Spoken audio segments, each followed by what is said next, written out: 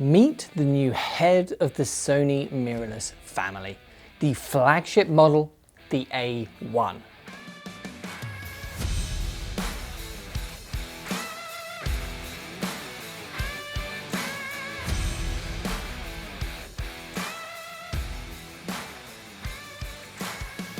In many ways, this is Sony's answer to the perfect hybrid stills and video tool.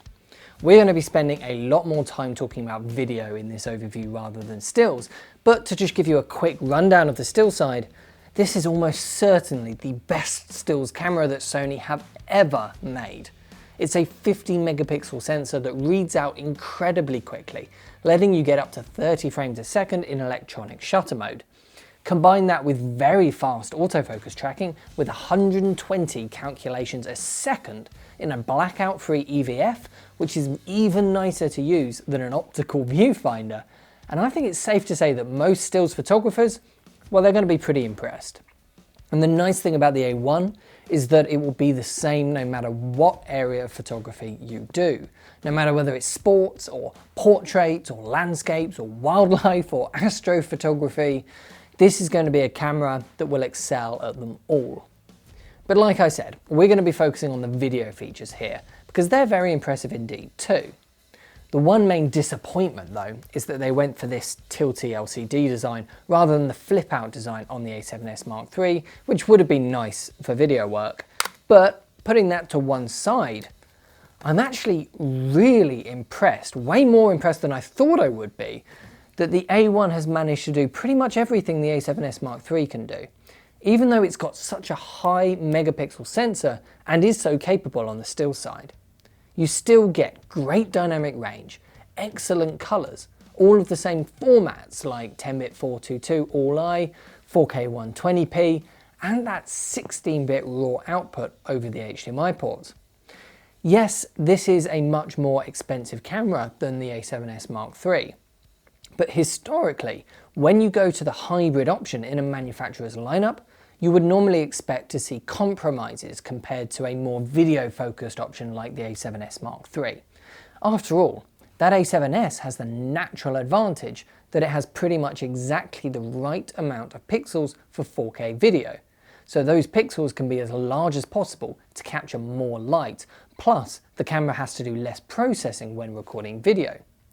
However, despite this, the A1 has remarkably clean images, even up to ISO 12800. Our A7S Mark III is out with the customer right now, but this is it compared against the FX6 with medium noise reduction turned on, and the A1 holds up really well. The FX6 does start to look better at 12800 and above, but the A1 looks much better than you would expect from a 50 megapixel camera. This is incredibly impressive. So it really does match up against cameras like the A7S Mark III and FX6, plus it can achieve the same frame rates in 4K, which shows just how good the processors are inside the A1. It can do everything which the camera claims to do while still matching what the already incredibly impressive A7S Mark III is capable of, and that is no mean feat, even for a camera that costs as much as the A1.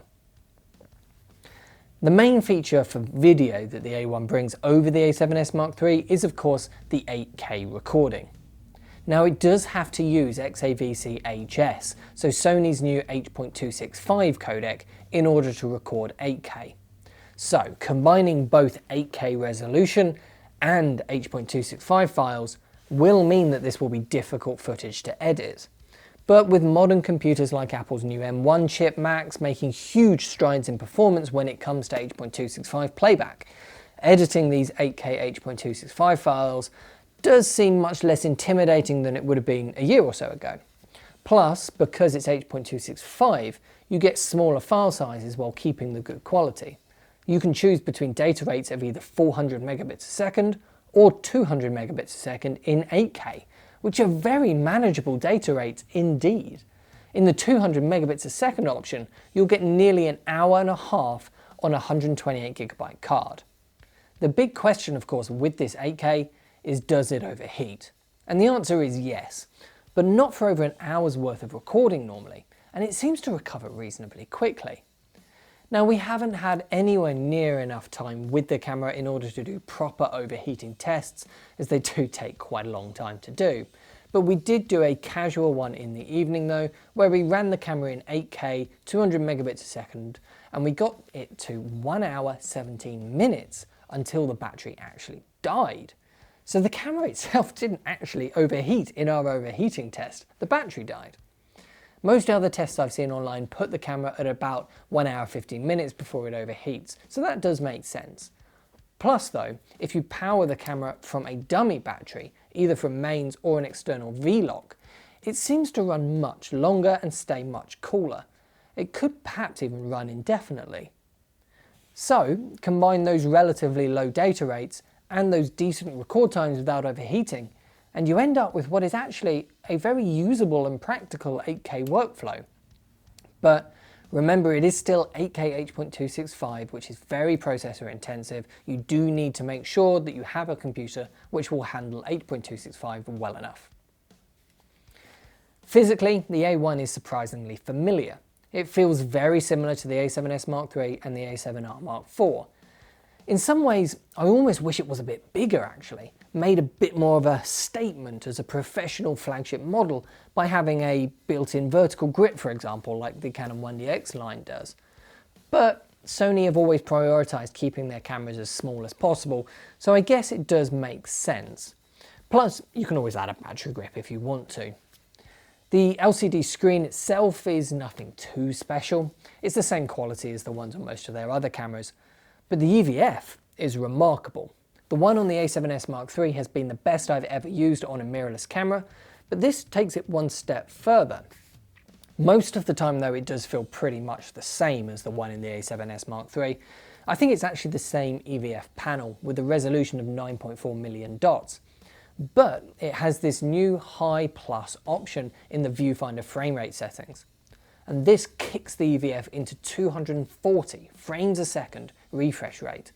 But you do have to zoom out a little so it doesn't fill quite as much of your field of view in the viewfinder at this high refresh rate. So there is a bit of a trade-off. And in video mode, it doesn't seem to work. The field of view is always the wider one, even when you put it to this High Plus mode. But for photography, it is great to have this option, especially for fast-moving subjects like sports and wildlife. It just makes it feel much more natural and smooth in the motion, like an optical viewfinder does. For batteries, it takes the normal Sony FZ100 ones like the A7S does, and they do seem to last reasonably well. I've got no complaints so far. Sony state 95 minutes of actual record time from a full battery, which for a small camera recording full frame 8K is not bad at all. The media options are the same as the A7S Mark III, so 2 card slots which can take either SD cards or CF Express Type A cards. Now, like on the A7S Mark III, you don't actually need to go for the CF Express cards to unlock any extra functionality apart from the 4K 120p in all-eye. That's the only format really which needs CF Express. Even that 8K can be done onto V90 SD cards, or even V60 ones if you just use the 200 megabits a second mode.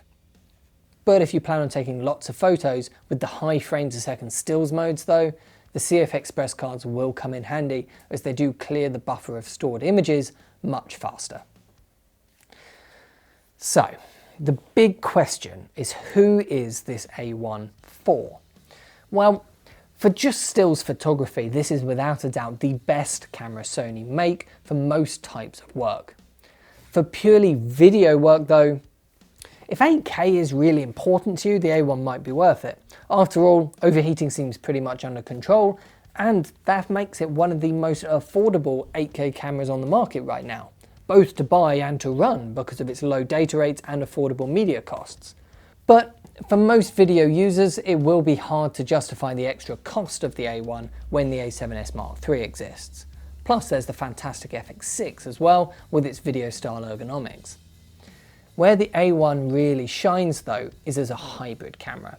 And if you're split with your work between 50-50 between stills and video, in my opinion, this is now the best tool on the market for you.